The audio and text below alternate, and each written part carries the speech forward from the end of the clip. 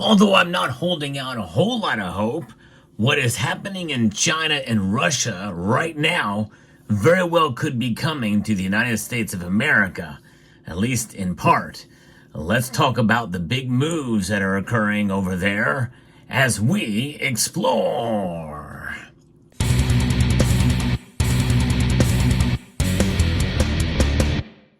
News is breaking fast, it seems, in the gold market. We all know what's happening right now with London and New York. There's a lot of gold flowing out of London into New York right now, and many people are saying it's because of tariffs, and I think that's in part, but there may be other factors as well, such as the sovereign wealth fund and all the talk about how this could potentially lead to, essentially, as far as a gold standard that could be formed someday. But that's an aside. That's a different thing than what's happening in Russia and China. However, that could reflect back here. And we're going to talk a little bit about that, given what's been going on with central banks around those countries, especially the BRICS nations, of course, of which Russia and China are the two biggest players there. I'm going to be referencing an article here from Ernest Hoffman over at Kitco, because this is the second time he's done some incorrect reporting, actually, and I fell for it too, and I don't feel so bad after his report here, but nonetheless, we're going to correct that record yet again. But before we get to that, I want to remind you of the channel sponsor, Summit Metals. They provide gold and silver products for you at very competitive prices, so check them out at summitmetals.com, or consider them as you're shopping around for good deals. Chinese banks are running out of gold, while Russia's commercial and sovereign reserves are rapidly being depleted as the two BRICS nations face sky-high domestic demand, even as prices set new records. That is big news, folks, and I do believe that second part. I just don't believe that the sovereign reserves are decreasing.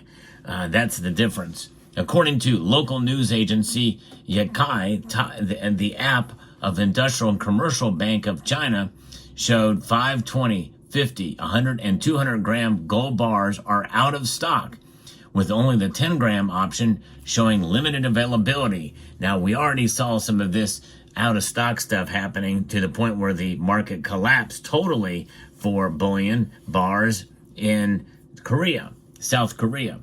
So Agricultural Bank of China's app also shows the lenders sold out of the 10 and 20 gram gold bars, while the 100 and 200 gram bars are running low.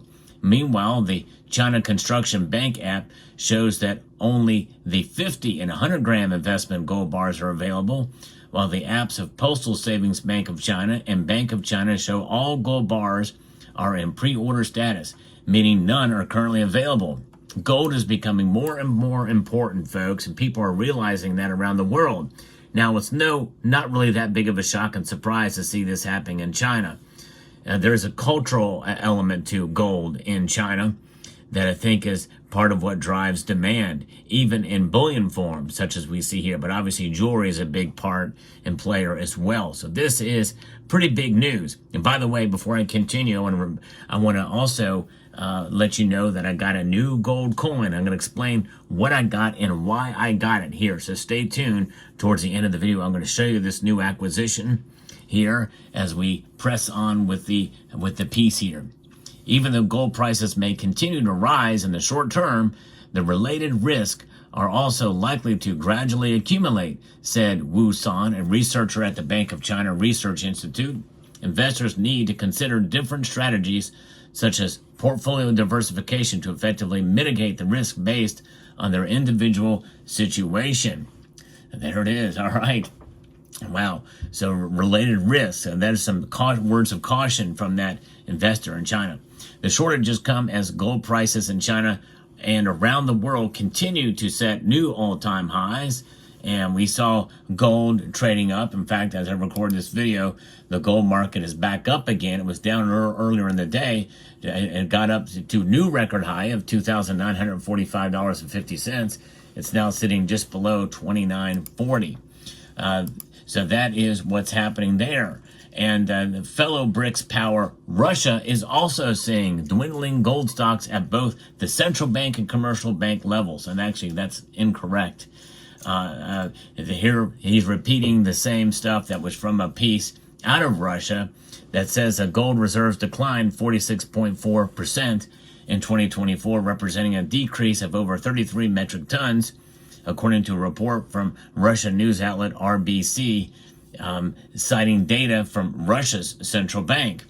The central bank said Russia's gold reserves declined 23.6% in monetary terms last year, but in physical terms, the drop was 46.4%, the biggest slump since the peak of the COVID pandemic in 2020.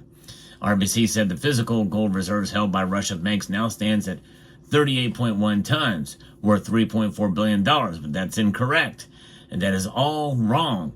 They're conflating numbers all around, and I fell for that as well, too, in a previous video, but I'm setting the record straight here because it's being repeated, and that happens a lot with some of these stories.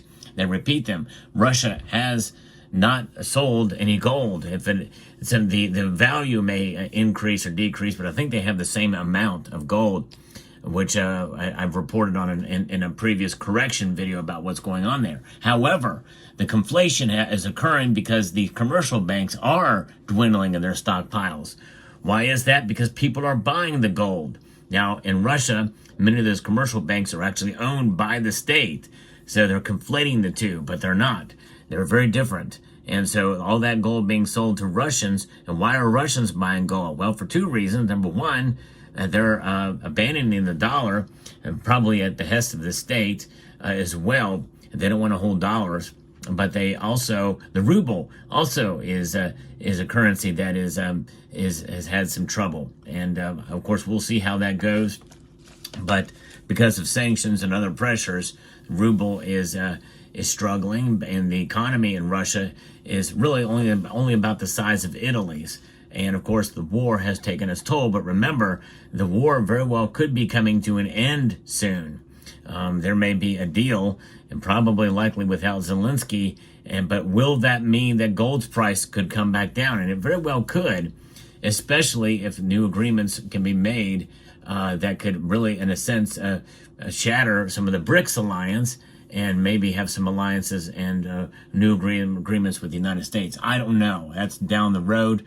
But what we're seeing right now is something that is something. But according to the World Gold Council, Russian consumers bought 75.6 tons of gold in 2024, a 6% increase from the previous year, but 62% more than in 2021, the year before Russia invaded Ukraine. So there's those statistics there. Fascinating. So that's what we're watching with the market, with gold in Russia and China. Now, could this happen here in the United States? Gold is not something that most people think about acquiring in bullion form, such as you see here. So it's possible, especially if there is talk.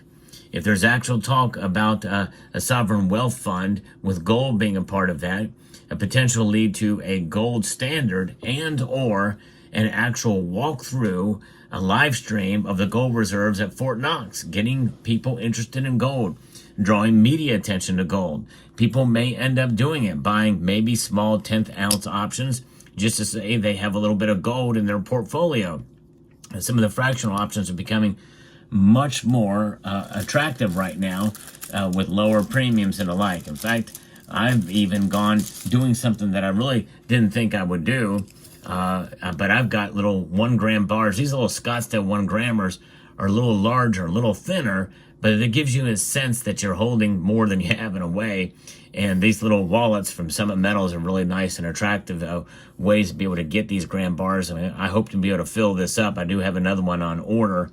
I hope to get it. It's back order, but I hope to get it sometime soon or sometime here in the near future. But nonetheless, I'm going to fill that sucker up. And also, and thinking about other fractional pieces here too.